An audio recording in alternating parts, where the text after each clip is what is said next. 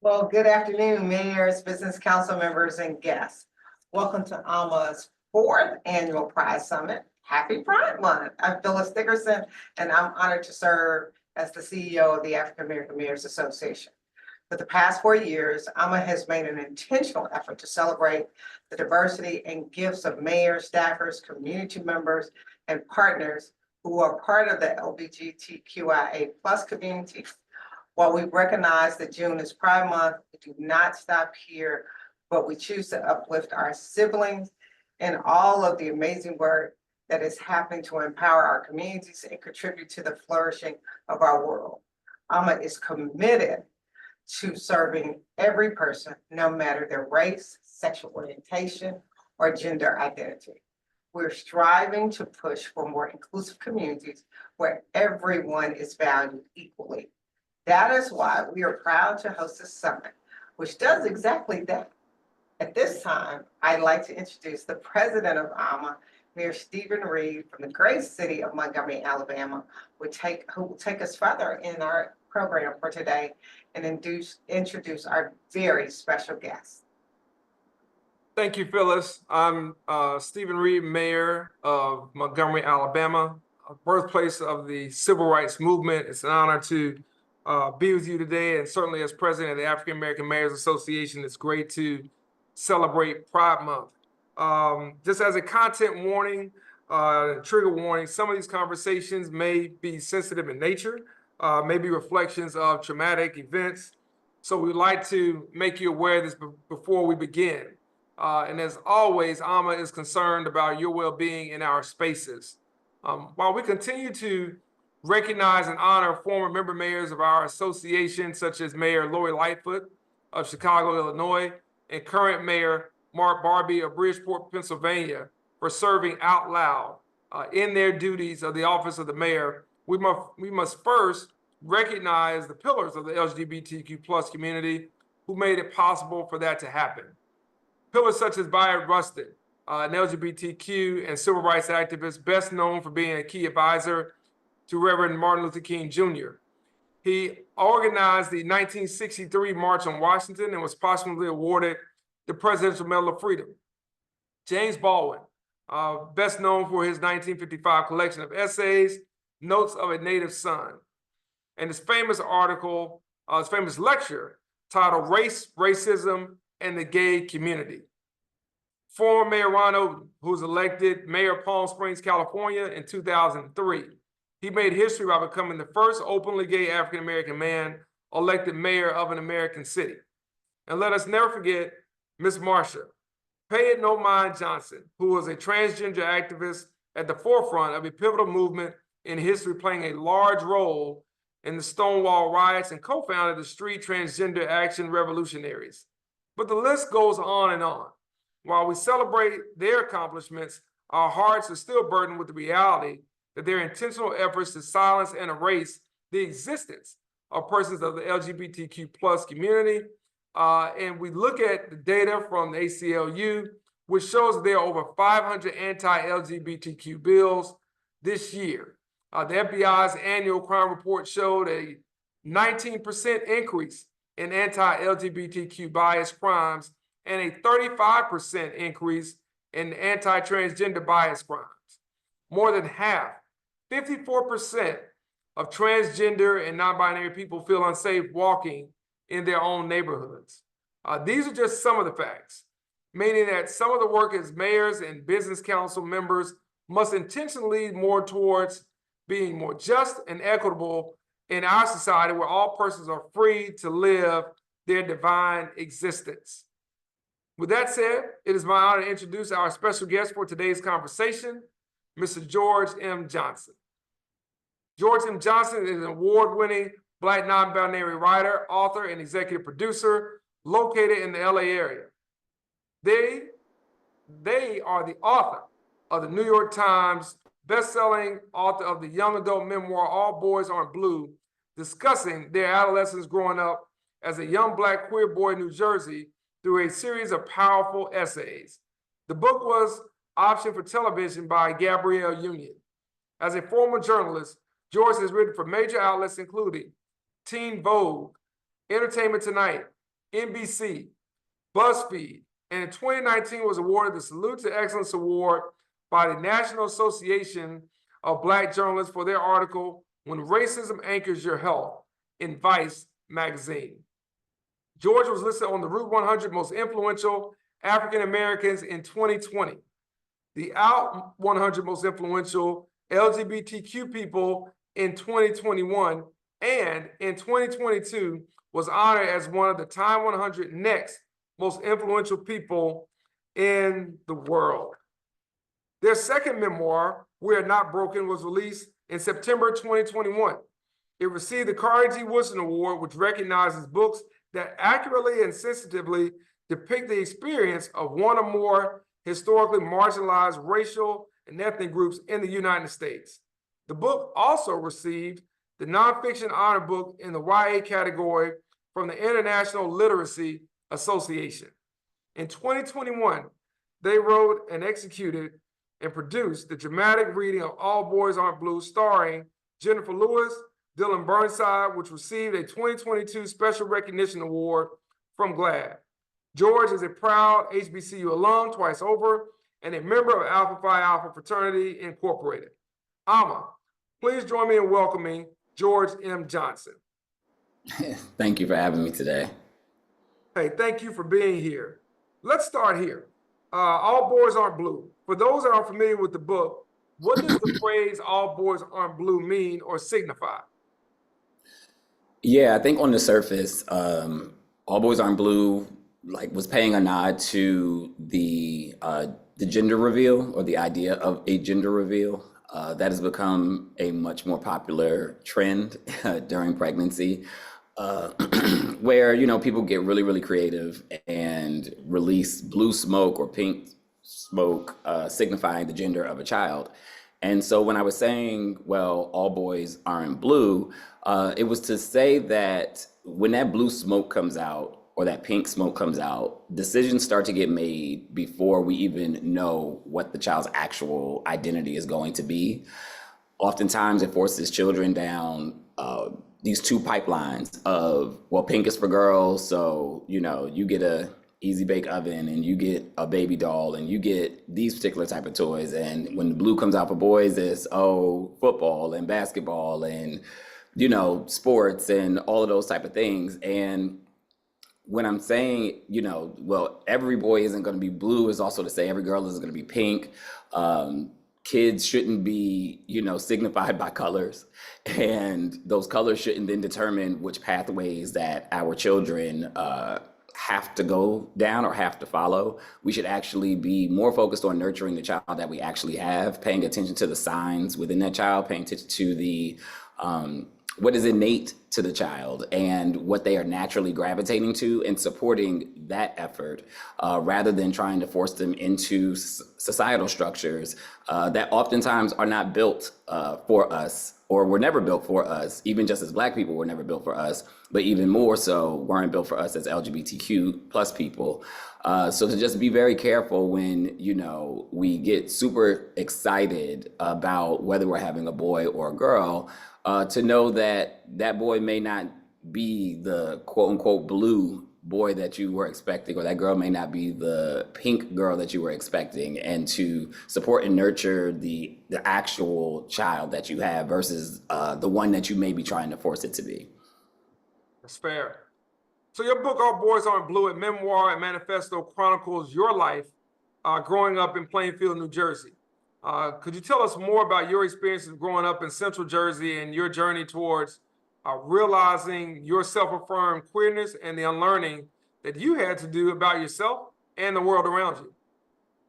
Yeah, I grew up in Plainfield. Well, growing up, I considered Plainfield a small city until I became an adult and actually traveled to cities that are much smaller than Plainfield. So I'm like, I guess it wasn't as small as I thought. But it was a city where everyone knew everyone. People always used to say my grandmother was the unofficial mayor because she had been there for over 50 years. Every mayor had visited her house before because she was just that much of the fabric of the city. But my family was also a part of the fabric of the city, and still is a major part of the fabric of that city. So growing up, we knew everybody. I was an effeminate kid, so I was very different in a myriad of ways, like not just because of who I was and because of what my effeminacy was, but I guess I would have been deemed weird. Like I grew up with a lot of cousins in the household. My grandmother, she was very big on family dinners. So we were always together. But even like from the littlest things of like, all right, let's all have ice cream. I needed my ice cream to be microwaved, like so that it wasn't super cold. And so it was like little things like that. My cousins would always notice and were like, God, you're just so different. The beautiful thing was though that my family allowed me to be different. Like they allowed for my differences to create the person that I got to become today. So despite that though, it was actually society that started to, shine the light on the fact that I was so extremely different that, that's when you start to run into bullying, and that's when you start to see how people treat you a lot differently because of you're not what a typical boy would be. I didn't gravitate to typical boy things. I liked double dutching and I liked hanging with the girls, and that felt more normal to me than hanging with the boys. And it wasn't that I didn't have friends who were boys. It wasn't that I didn't play sports because my cousins were rough. And so I learned how to play football and basketball, and I ran track all through high school. But it was a time, especially in high school, when I really started to try and suppress my identity because I noticed how different I was from everybody else. And in noticing those differences, you notice the looks, you notice the stares, you hear the whispers. And so you try to suppress everything about you just to fit in. It wasn't until college when I pledged Alpha Phi Alpha, which, in some ways was me trying to chase a form of masculinity, that I actually started to meet older brothers who also were gay or queer. And it kind of opened my eyes to the fact that like I could exist in this world. I could be a part of orgs. I could be a pillar in my community, in society. I could be a role model and all of these things just as I was. Like I didn't have to conform to a certain politic or a certain respectability notion in order to have those things. And that was really when I would say like my unlearning process began. And so my identity has been a journey.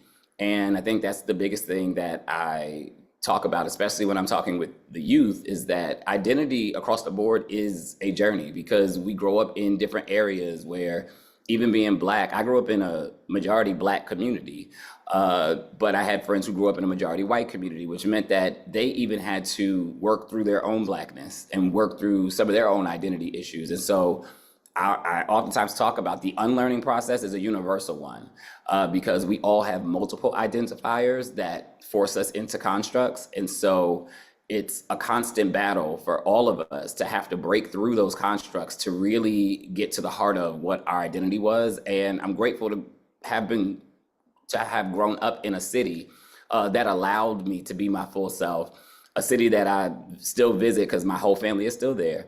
And it's actually kind of funny because I think last year was George M. Johnson Day, right? And it's like this little queer kid from Plainfield, got their own day in their own city.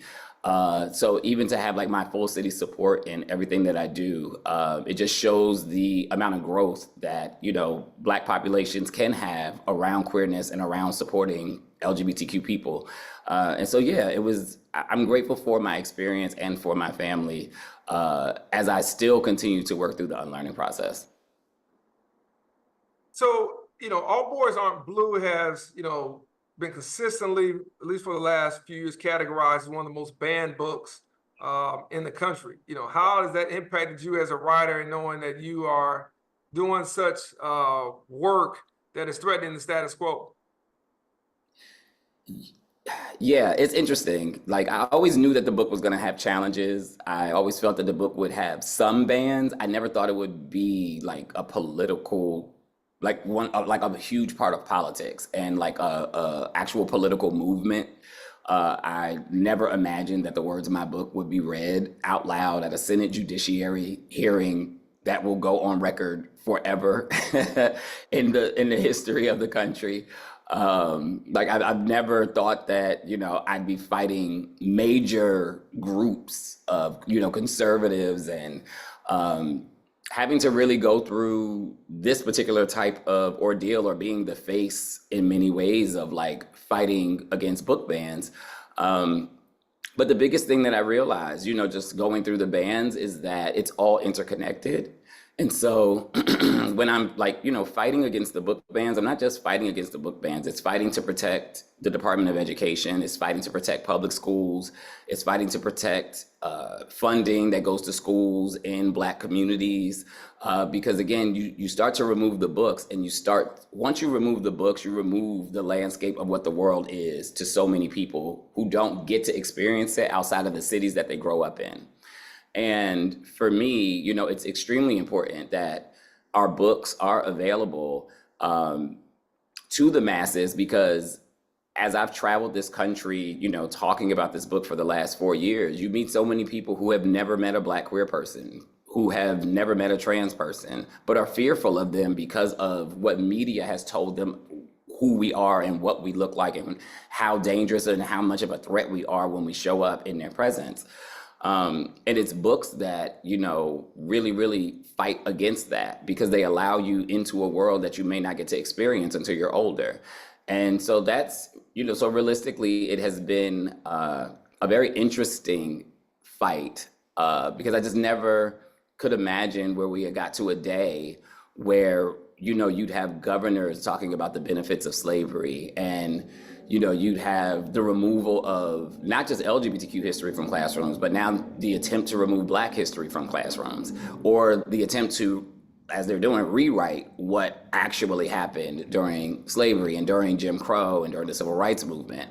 And so that's why we continue to fight, because it's not just queer books they're removing. They're removing all books that do not censor white people, and primarily do not censor white men and young white boys as either the savior or the catalyst.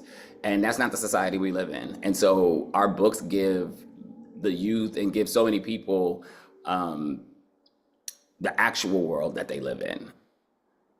So why do you think it's become an issue, you know, now, given the recent uptick of banning of books by LGBTQIA plus writers, specifically those of color?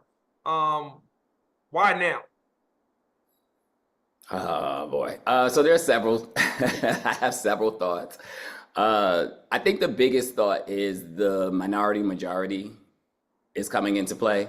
The country's demographics are shifting, but they're shifting a lot faster than anyone had imagined they would shift. And it's primarily because, you know, to be honest, it's primarily because white women decided,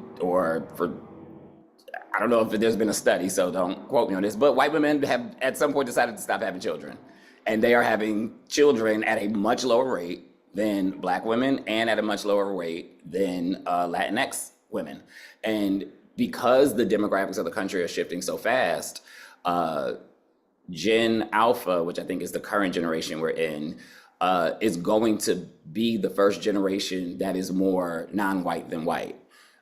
Gen Z, as of the 2019-2020 census, was 49.9% non-white, 50.1% white. And that was the closest any generation had ever come to that. And so we already know that the trend is moving so much faster than they thought. That census also indicated that many of the people in that generation, Gen Z, were already up to 15 to 20% were identifying as LGBTQ. And so we had an identity shift, and we were also having a significant race shift, which means that eventually you will have an entire cultural shift.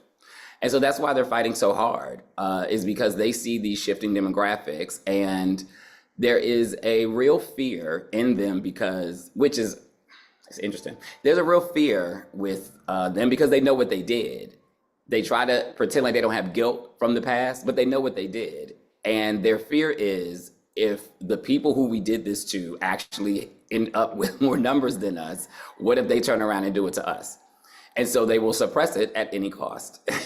And that's really what the fear is the guilt from the past in knowing that because our ancestors were so vile to so many communities, what happens when these communities outnumber us? And so this whole thing is an attempt to try and shift that. So there seems to be, though, a effort and a such deliberate effort, around the inappropriateness of the content that's covered in your books relative to other books that also, discuss, sexual encounters and feelings around sexuality, particularly by those that are banned or removed. Why is that the case, in your opinion? Yeah, it's actually, and it's interesting because it's like a double-edged sword, right? It's like you remove the rights of Roe v. Wade, but then you also remove books that teach young adults about their bodies and teach them about sex and teach them about consent and all of those things. And so it does become very scary and nefarious to actually process, like, well, what are you all intending on doing, right? You want to remove contraception, you want to remove abortions, but you also don't want to teach young adults about sex. That's a scary model to actually think about because it is creating a system of forced birth. It is creating a system where they actually do not care how young women are and young people are who can reproduce when they're having children. And that to me is where things get very strange and get very weird. Like, our books are not the first books to talk about sex. Judy Blume has been writing books about sex for a very long time for young adults, right? And her books, yeah, they had some challenges and some bans, but never to this extent. And so I think there is a real fear, though, in the fact that people are actually getting to learn about themselves at a much younger age. There's a real fear that the books prevent the assimilation models that they have always lived on in this country. And by preventing those assimilation models, we now have people who will actually think about the dynamics of the country, who actually exist in this country, when they become in power and start having to run the country. And that's really what it is, because if the books give them all of the knowledge and tools about reproductive justice, social justice, medical justice, just the gamut of things, because our books cover a wide range of topics, and these young adults become the next mayors and the next governors and the next senators and the next president of the United States, they then operate with a lens that is way more inclusive than most have ever had the ability to operate in. And that's really what at the heart of it, right? It's like, if this new generation, which we know is outpacing the baby boomers, which are aging out, and other generations that are aging out, and they're becoming the more increasing voting blocks, they then take the power, but they take the power with a different worldview and a different world lens. And that has always been, I think, their fear. It is why we have, we'll just say it, is why we have 2 octogenarians running for president. We just have to call a thing, right? There is a fear of them relinquishing power. And that fear isn't just on one side, right? And so that is actually what's at the heart of this, is the fear of passing the torch to people who actually will think about what the demographics of this country look like. So how has this book and these moments that you reflect on, impacted you personally? That's a good question. The book, for me, it was cathartic. It felt good to finally tell my story and to finally get it out into the world. I've watched how it's healed a lot of people, how it's helped a lot of people. I've watched how the book has become universal, which I think was probably the thing I never was prepared for. Like, I wasn't prepared for the book to be translated into French and translated into Spanish, translated into Polish, into Korean, into Portuguese. Like I didn't think that like a Black queer story of just, you know, my experience in America could one be translated, but two be received by so many people across the world. And I think for me, it taught me about universalism and how some things are just universal truths, no matter what your identity markers are. There are just things that you can take away from everyone's story.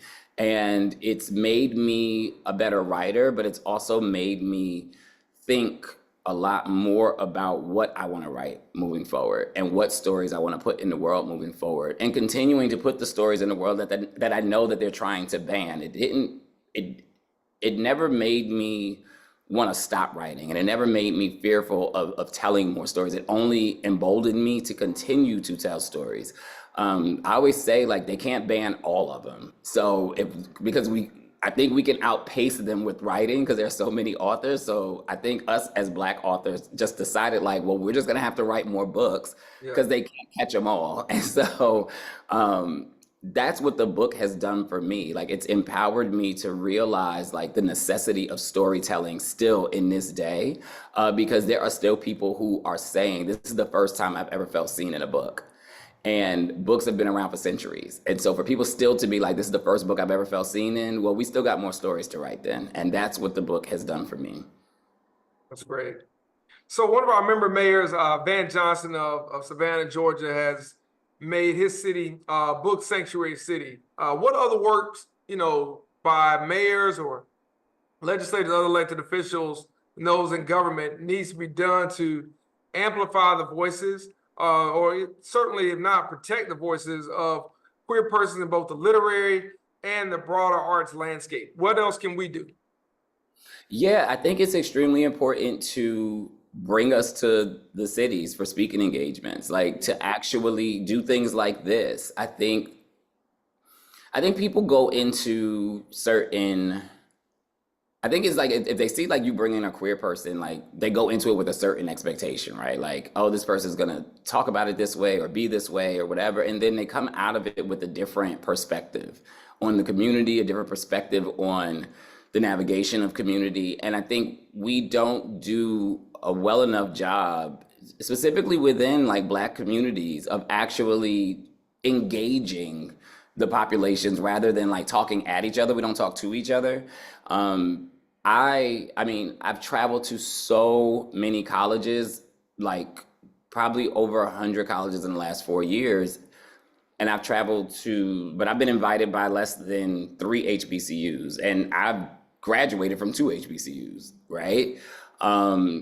And, you know, I love my fraternity, but I haven't had any type of acknowledgement from my fraternity or anything with me fighting the book bans. And I think that's what's sad, is when I can see, when Time Magazine can see the work that you're doing, so much so that they think you're about to be one of the next most influential people in the world, but you still can't get an invite from your own community to talk about the issues, and your own community to discuss books and to discuss, you know, just a myriad of things that authors have the knowledge of. And I think that's what we could do better. I always say, like in the past, when certain things were going on in Black communities, you didn't call, and this is not it might be a shot at him, but whatever. You didn't call like someone from the Breakfast Club to discuss the issue. You called Toni Morrison. You didn't call someone from the Breakfast Club. You called Nikki Giovanni to come and break it down. You called James Baldwin to break it down for everybody. Authors don't get that same respect anymore, and they would rather much quicker call somebody with 1 million followers than someone who's impacted millions realistically through their works, right? And so I think we have to get back to the basics of when these people are like authors, and when we're doing this particular heavy lifting and this heavy work in the storytelling, we should also be allowed to come into the spaces to talk with our communities so that they can ask the actual questions. Because again, there are people who are afraid of trans people who have never met a trans person. And there are people who are afraid of non-binary people and queer people who never met a queer person or don't even know queer people. And then they meet them and they're like, oh, I didn't think that was what this was gonna look like or feel like or be like. And it's like, well, yeah, because you've been indoctrinated with the thing, you know? So I think that's what mayors and just across the board, we could do a much better job of.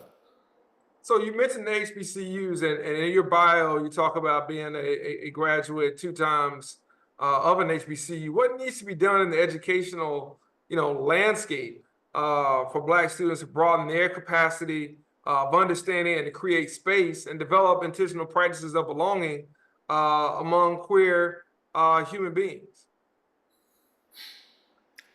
It's twofold. One, I always say the kids are all right. I think like the current slate of college students, they just have a much better worldview around things, right? Like I see, when I was coming into, the fraternity and I was going to school, we didn't have like gay straight alliances. We didn't have like Pride Month things, but now you do see, and they get pushed back for it, but it's getting better. But you see the fraternities and sororities celebrate Pride Month now because they recognize and acknowledge, wait, we have members in here who do amazing work, who are a part of this community too. And so I think it starts there with, the acknowledgement of the fact that we are already here. So once a person is already there, it's not about acceptance anymore because I've already been accepted because I'm in. So it's about acknowledgement and acknowledging what the plight is of some of our members because it will affect us all. Essentially, if these members are affected, then we're all affected. I also think it starts from the top down. I think about how, with HBCUs, and I used to work at the HBCU I graduated from, but I just remember. Say the name. Oh, Virginia Union University. Shout out to Virginia Union. Yeah, VUU. But I remember when I was working there and I was on just an incident happened. I was on a judicial committee and these two girls had got into it and all their friends had got into it. And of course the parents get to come in and sit and listen and I'm listening to the case and everybody at the table is confused. And I was like, oh, y'all don't get it. I was like, these two girls were dating and everybody's eyes just lit up and were like, oh my God, that actually makes the most sense. I said, but the problem is y'all still have a co-ed policy. I said, so what policy in this book can even apply to them? Like our policy is about co-ed visitation. I said, but that y'all are missing the point that if you have queer students on campus, they're living in the same buildings regardless. And so it was like something as little as that started to create the change where we knew we have to adjust the policies because the demographics of the students are changing. And so it starts from there too, from a policy angle, because even if you are a person who doesn't accept it, if you don't acknowledge it, you can't hold rules to certain people and then the rules just don't apply to these people because you never acknowledge that these people even existed here. And so that's what becomes the important work, is having to go through the policies to make sure that they are actually representative of the demographics of your campuses. But yeah, so that's what I said, it's like a twofold approach. And then when it comes to like just the student body, I think the more that students interact with LGBTQ people, the more easier it becomes for them to exist with them and vice versa for us. And so I do think that we still have a lot of work to do because there are still so many issues with so many ways that we view manhood. I love Morehouse College, but they have come into much controversy around some of those views. Spelman has been much more progressive. They don't always get it right, but they're trying. And I think that's the first step, is you just have to start trying and acknowledging the demographic shift of your actual campus. Great. Along with being a writer, activist, and producer, what other projects are you working on, and what do you hope to gain from those projects? So I'm working on a podcast, which will be me interviewing cultural leaders throughout a wide range of communities to discuss how they are using their voices to create social change and social impact, specifically within Black communities. And I use communities with IES because we're not just one community. A lot of times people say the Black community, and it's like, no, we're communities within a Black demographic, and we need to acknowledge all of the communities within it. So working on a podcast, and I'm also, my next book. I'm like, what else is it? Oh, my next book comes out in September.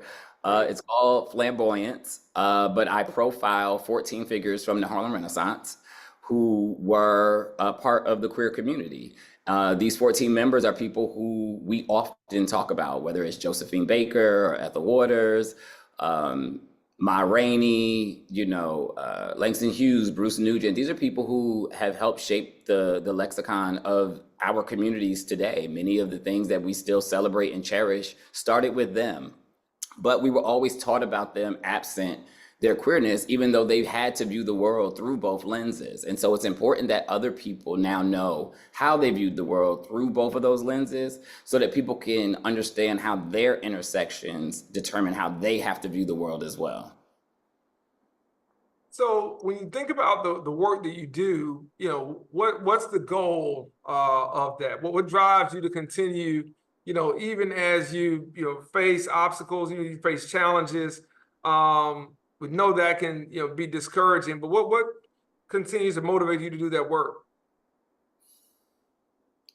Yeah, I think the main thing that continues to motivate me to do the work is, I don't know, sometimes I say, like, sometimes we choose certain fights choose us. Yeah. And so if you just believe in like destiny and you just believe in a purpose-driven life and you really sit with yourself, you start to understand what your true purpose is here. And my purpose is to continue to be a storyteller.